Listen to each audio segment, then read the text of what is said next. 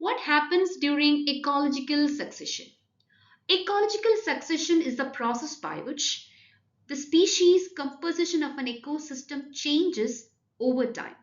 So it involves a gradual and predictable replacement of one community by another, leading to a more stable and mature ecosystem.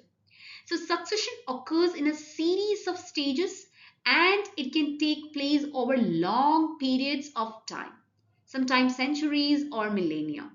Coming to primary succession, this occurs in an area where no soil or organic matter previously existed, such as after a volcanic eruption, glacier retreat, or on a bare rock.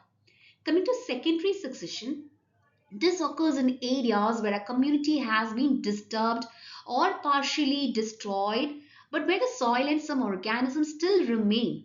And this can happen after even like the forest fires, flood, or agricultural abandonment. So that means here the correct answer is option B, the gradual and predictable change in species composition which occurs in a given area. Whereas option A, the changes lead to a community that is in near equilibrium with the environment is incorrect.